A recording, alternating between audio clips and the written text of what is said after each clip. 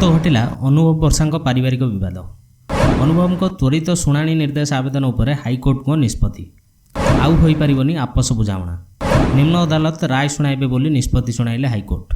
दर्शक बंधु संपूर्ण खबर पर भिडियोटी को शेष पर्यंत देखंतु एवं एभली लेटेस्ट इनफॉरमेशन पर चैनल को एबे ही सब्सक्राइब करी साइड थे बेल आइकन रे ऑल प्रेस कर दियंतु। दर्शक बंधु अनुभव वर्षा पारिवारिक समस्या एवं छाड़पत्र मामला रे आज आसिला एक नुआ मोड़। स्वामी स्त्री मध्य दाम्पत्य कलह को नहीं फैमिली कोर्ट रे मामला चली बेले यार त्वरित शुणाणी निर्देश पर सांसद अनुभव मोहांती आवेदन करथिले। मात्र अनुभव को यह आवेदनर अंत घटाई हाईकोर्ट। पारिवारिक अदालत रे विचार आरंभ होइथिबारु मामलार अंत घटाई हाईकोर्ट। वर्षा अनुभव को दाम्पत्य कलह को नहीं फैमिली कोर्ट रे मामला चली बेले जुलाई 20 रे हाईकोर्ट को द्वारस्थ होइतिले अनुभव।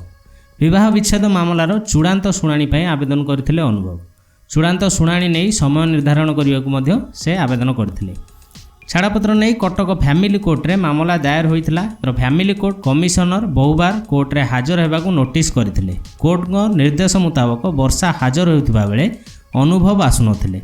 आउ जेतेबेले अनुभव आसुथिले सेतेबेले वर्षा हाजर होउनथिले। जेउंथि पई उभयक भितरे लागि रहिथिबा छाड़पत्र मामलार विचार गड़ी गड़ी चलुछि। एहार भितरे अनुभव जुलाई 20 रे हाईकोर्ट को द्वारस्थ होइथिले। वर्षा अनुभव को काउंसलर तांको रिपोर्ट रे उल्लेख करथिले कि आपस बुझामणा रे विलंब हेउछि एवं एहा टिके समय मध्य लागि पारे समाधान पई। तेबे हाईकोर्ट एही रिपोर्ट पाइबा परे अनुभव कर त्वरित शुणाणी आवेदन को कंसीडर करिसेंती एवं आउ काउंसलिंग रो आवश्यकता नथिबार दर्शाई तुरंत शुणाणी पई आदेश करिसेंती। नेक्स्ट अनुभव कर जहाँ भी कहिबार अछि निम्न अदालत रे कहि पारिबे बोली मध्य दर्शाइछंती। तेबे एहा परे पारिवारिक अदालत रे मामलाटी बहुत अग्रगति करिछि। कारण उभयଙ୍କ मध्य जो आपस समाधान करा जाउथिला ताहा संभव नुह बोली अदालत निजे मध्य अनुभव करि सारलेनी एवं सही आधार रे से रिपोर्ट मध्य करि सारछंती।